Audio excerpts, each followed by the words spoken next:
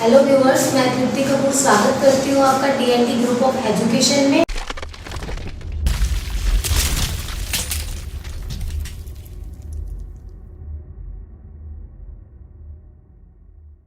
आज की क्लास में हम देखेंगे कि टैली के अंदर लेजर कैसे क्रिएट होता है। कंपनी बनाने के बाद जैसे ही हम टैली के अंदर कंपनी बनाते हैं, हम कंपनी को डिलीट करना सीखते हैं, हम कंपनी को शट करना सीखते हैं। उसके बाद सबसे इम्पॉर्टेंट टॉपिक होता है कि टैली के अंदर लेजर कैसे क्रिएट होता है। अब सबसे पहला पॉइंट है, टैली के अंदर लेजर बनाया ही क्यों जाता है। अगर हम टैली के अंदर लेजर नहीं बनाएंगे तो हम अकाउंटिंग वाउचर में एंट्री नहीं कर सकते, हम वाउचर के अंदर कोई भी एंट्री पास नहीं कर सकते। इसके अलावा अगर हमने वाउचर एंट्री पास नहीं करी तो हमारी रिपोर्ट ही नहीं बनेगी, कंपनी की रिपोर्ट भी नहीं बनेगी अगर हमने वाउचर एंट्री पास नहीं की। और अगर रिपोर्ट नहीं बनेगी तो टैली का कोई यूज़ ही नहीं है। तो इसलिए टैली के अंदर लेजर क्रिएट किए जाते हैं। लेजर क्या होते हैं? लेजर होता है टैली के अंदर अकाउंट बनाना। अकाउंट होता है कि टैली के अंदर खाते बनाना, जैसे सैलरी अकाउंट हो गया, कमीशन अकाउंट हो गया, कमीशन का खाता हो गया। जैसे मान लो आपने किसी का इलेक्ट्रिसिटी बिल पे करना है, आपने इलेक्ट्रिसिटी का खाता बना दिया। टेलीफोन एक्सपेंस पे करना है तो टेलीफोन का खाता बना दिया। इसको हम एक एग्जांपल से भी समझ सकते हैं। मान लो आप किसी कंपनी में काम करते हो, कंपनी में काम करते हो तो आपको पता होगा कंपनी में अलग अलग खर्चे होंगे, कुछ इनकम भी होंगे, कुछ एक्सपेंस भी होंगे। तो आप क्या करोगे, सबके अलग अलग खाते क्रिएट करोगे, सबका अलग अलग अकाउंट बनाओगे। जैसे कि आप कंपनी में कोई चीज़ खरीद रहे हो तो परचेज का खाता बनाओगे, कोई चीज़ बेच रहे हो तो सेल का खाता बनाओगे। इसी तरह से आपने कोई इलेक्ट्रिसिटी का बिल पे कर दिया कंपनी का, तो इलेक्ट्रिसिटी का खाता बनाओगे। तो इस तरह से हम टैली के अंदर अलग अलग खाते बनाते हैं।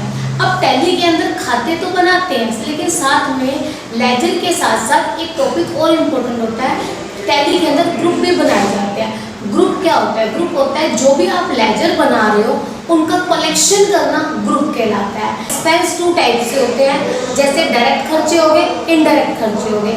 अब जैसे डायरेक्ट एक्सपेंस है वो होते हैं जिसमें टाइम टू टाइम चेंज नहीं होता, जो फिक्स्ड है, जैसे वेजेस हो गया, फिक्स्ड होता है। किसी फैक्ट्री का खर्चा हो गया वो भी फिक्स्ड हो गया। इसी तरह से इनडायरेक्ट खर्चे होते हैं जिसमें टाइम टू टाइम चेंज होता रहता है, जो सीधा परचेज से संबंधित नहीं होते।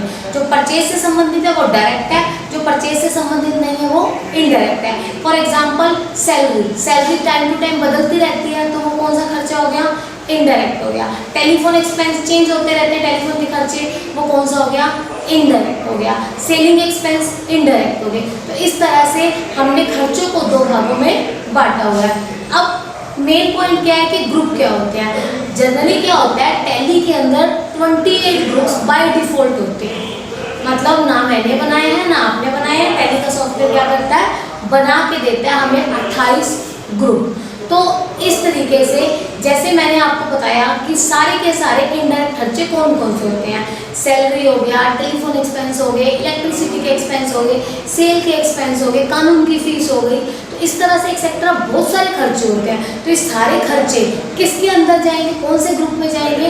वो जाएंगे इनडायरेक्ट एक्सपेंस के ग्रुप में। इसी तरह से वेजेस हो गया, फैक्ट्री एक्सपेंस हो गया, इसके हम अलग अलग खाते बना रहे हैं, लेकिन इसको हम डालेंगे किसके अंदर? इन सबको हम डाल देंगे डायरेक्ट खर्चों में। इसी तरह से हम और एग्जांपल भी लेते हैं, जैसे मैंने कहा मैंने गुड्स बेची राम को। अब मैंने राम को गुड्स बेच दी, I sold goods to Ram, Ram को गुड्स मैंने बेची। तो राम किसके अंदर जाएगा, मतलब राम कौन से ग्रुप में जाएगा? वो हमारा डेटर होगा या क्रेडिटर होगा। अगर आप कॉमर्स के स्टूडेंट हो तो आपको पता है कि डेटर कौन होते हैं, क्रेडिटर कौन होते हैं।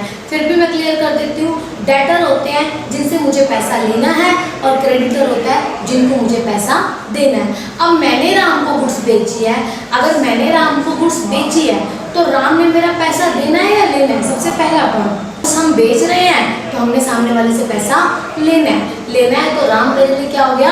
डेटर। मतलब राम कौन से अकाउंट के अंदर जाता है? राम एक खाता, राम का खाता किस में जाएगा? राम का खाता जाएगा डेटर में। मतलब राम के खाते को कौन से ग्रुप में डाल देंगे? डेटर में डाल देंगे। क्लास स्टार्ट करते हैं। सबसे पहले आप देखो यहाँ पे दिया हुआ है गेटवे ऑफ टैली, ठीक है। तो यहाँ पे आप जाओगे मास्टर के अंदर अकाउंट इन्फो में और एंटर प्रेस कर दोगे, और अब आप सेकंड ऑप्शन लेजर में जाओगे और एंटर प्रेस कर दोगे। आप देख सकते हो हमारे 2 टाइप के लेजर होते हैं, सिंगल लेजर और मल्टीपल। सिंगल मतलब एक बार में एक लेजर बनाना, मल्टीपल मतलब एक बार में एक से ज़्यादा लेजर बनाना।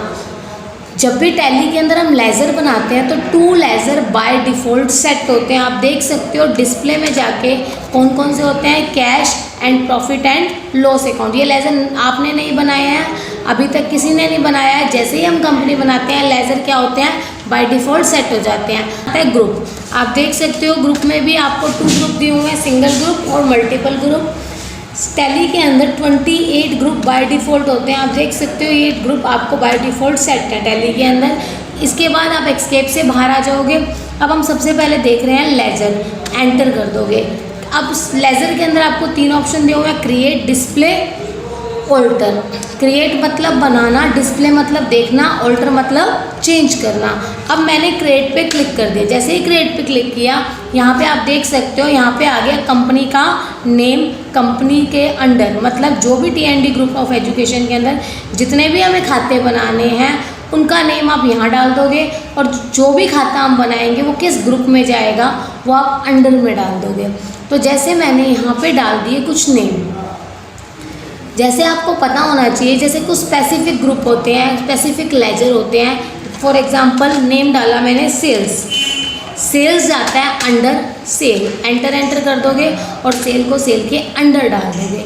अब यहाँ दिया हुआ है इन्वेंट्री वैल्यू आर इफेक्टेड। आप देख सकते हो यहाँ दिया हुआ है, क्या इन्वेंट्री वैल्यू इफेक्टेड है, येस और नो। स्टॉक से रिलेटेड है, मैंने अभी इसको नो कर दिया। एंटर कर दिया, तो ये मेरा लेजर क्रिएट हो गया। इसी तरह से नेक्स्ट लेजर मैंने बना दिया परचेज। परचेज किसके अंडर जा रहा है, परचेज के अंडर।